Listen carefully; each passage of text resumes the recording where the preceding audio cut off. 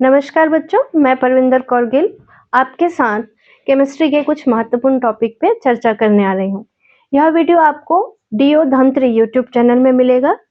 यह प्रयास जिला प्रशासन और शिक्षा विभाग दोनों के सहयोग से आपके लिए किया जा रहा है और आपसे भी उम्मीद है कि आप अपनी पढ़ाई को निरंतर बनाए रखें।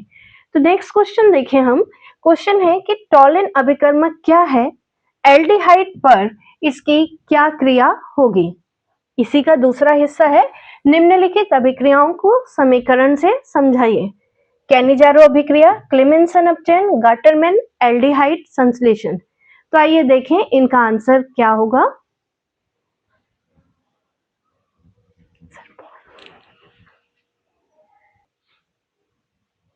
चलिए आइए देखें इसका आंसर क्या होगा।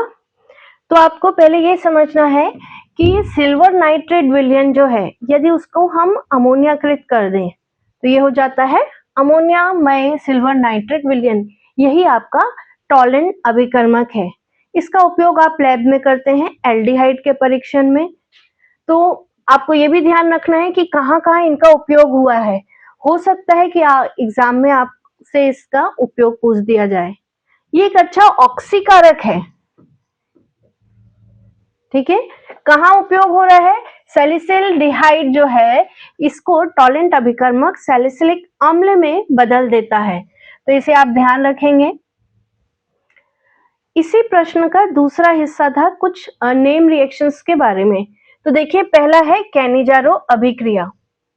जब भी आप कैनिजारो अभिक्रिया पढ़ें तो एक बात ध्यान रखेंगे कि यहाँ पे ये तभी अप्लाई होगा जब वहां पे अल्फा हाइड्रोजन नहीं होगा। अल्फा हाइड्रोजन विहीन यौगिकों के लिए कैनिजारो अभिक्रिया है।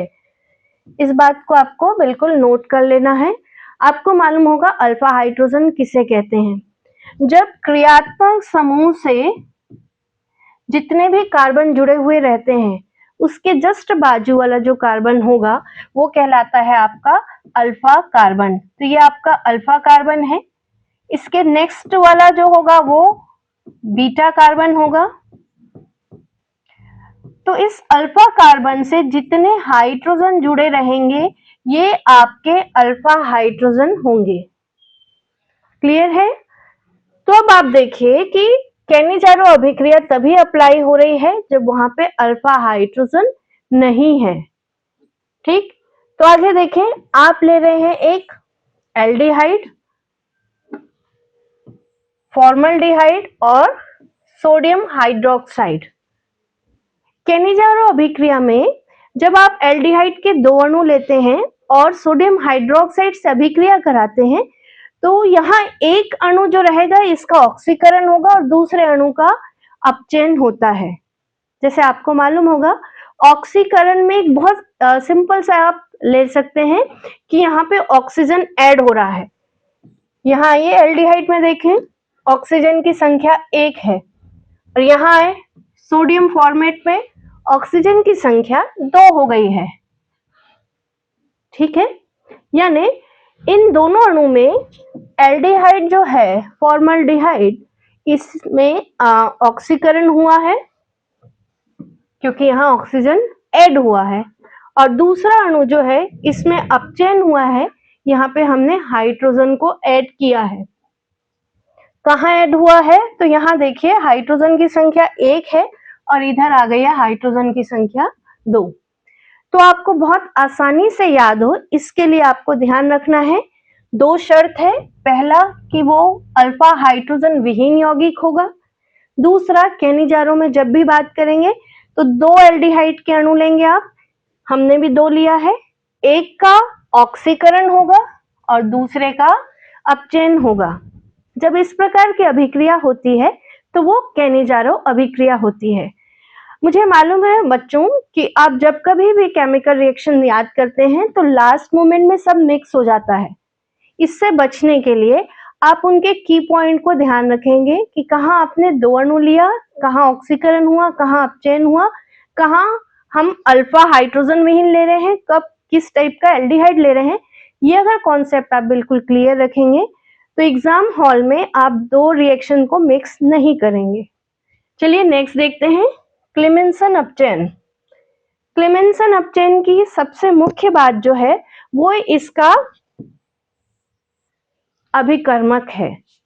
आप सबसे पहले जब क्लेमेंसन अपचेन की बात करेंगे तो जिंक और मरकरी इनका एक अभिकर्मक लेंगे जो कि HCl में भीगा होगा। तो जब भी आप याद करेंगे क्लेमेंसन बोलते ही आपके याद में दिमाग में आना चाहिए ZnHgHCl। ठीक, अब बात हो रही है अपचयन की।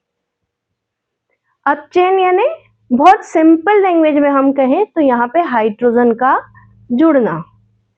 ठीक है, तो ये एक स्थिति मिलती है C double bond O, carbonyl की स्थिति।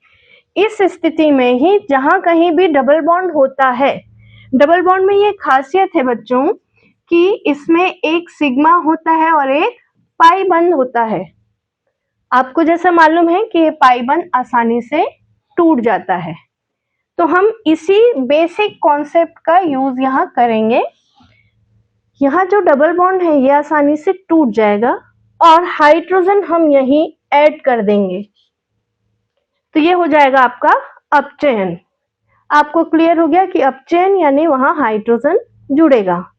दूसरा पार्ट क्लेमेंसन क्यों है, क्योंकि हमने जिंक और मरकरी को HCl के साथ लिया है, तो कोई कंफ्यूजन ही नहीं होगी कि आप जब भी जिंक मरकरी HCl के साथ अभिक्रिया करा रहे हैं वहां हाइड्रोजन ऐड होगा।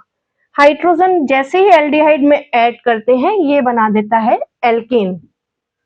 और सबसे महत्वपूर्ण बात आप ध्यान रखेंगे, इस प्रकार के प्रश्न जब भी हल करेंगे केवल नेम रिएक्शन नहीं याद करेंगे कि कैनिजारो अभिक्रिया क्या है, इसको हम परिवर्तित रूप में भी देखेंगे कि कैसे आप एल्डिहाइड से अल्कोहल बना सकते हैं। तो ये परिवर्तन में भी पूछ सकता है कि एल्डिहाइड को अल्कोहल में कैसे परिवर्तित करेंगे, या फिर एल्डिहाइड से एल्केन कैसे परिवर्तित करेंगे। तो जब भी आप नेम रिएक्शन करें तो इनके साथ 3 क्वेश्चन में से आपको कन्वर्ट करना है। चलिए नेक्स्ट देखते हैं, गटरमैन एल्डिहाइड। सर पॉज कर दीजिए। चलिए नेक्स्ट रिएक्शन देखते हैं, गाटरमैन एल्डिहाइड संश्लेषण। फिर यहाँ पे आपको एक टिप देते हैं हम, एल्डिहाइड संश्लेषण यानी लास्ट प्रोडक्ट जो बनेगा वो एल्डिहाइड ही होगा, क्योंकि प्रश्न में ही लिखा हुआ है एल्डिहाइड संश्लेषण बनना, संश्लेषण यानी बनना, तो यहाँ लास्ट प्रोडक्ट आपको क्या मिल रहा है, एल्डिहाइड। गाटरमैन एल्डिहाइड संश्लेषण के लिए आपको जो बेसिक रेडिकल चाहिए वो है बेंजीन C6H6। अब जब कभी भी हम बेंजीन या एरोमेटिक कंपाउंड की बात करते हैं, क्योंकि इसमें द्विबंध और एकल बंध, द्विबंध एकल बंध होता है, तो ये जिस भी प्रकार की रासायनिक अभिक्रियाएं करेंगे उसमें विशेष ताप, दाब और उत्प्रेरक की जरूरत होती है।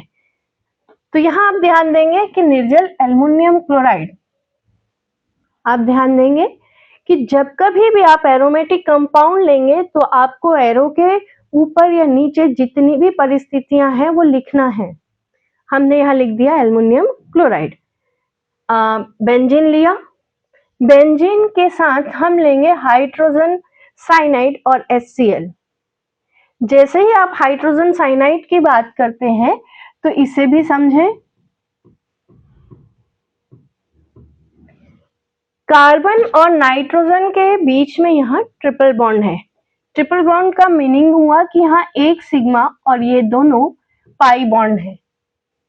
जैसे कि आपको मालूम है कि बहुत आसानी से जो ब्रेक होगा वो ये पाई बॉन्ड है। इसी कॉन्सेप्ट में हम क्या करेंगे कि यहाँ हाइड्रोजन ऐड कर देंगे, तो देखिए क्या बनेगा, C6H5CHNH।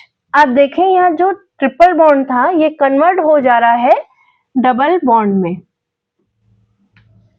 ठीक है, तो इस प्रकार हमको एक माध्यमिक यौगिक मिला। अब इनका हम जल अपघटन करा देते हैं। जल अपघटन कराने पर आपकी सुविधा के लिए देखिए, जब कभी आप देखें कि इस प्रकार का यौगिक बन रहा है जहां पे एक कॉर्नर में NH है और जल अपघटन कराना है, तो बट नेचुरल यहाँ पे आप क्या बना देंगे, NH3 अमोनिया गैस बनेगी और ये ऑक्सीजन यहाँ जुड़ जाएगा। तो देखिए क्या बनता है, C6H5CHO हमारा एल्डिहाइड बन जाता है। तो आई होप इस प्रकार के प्रश्न अगर एग्जाम में आएंगे तो आप बहुत आसानी से बना पाएंगे।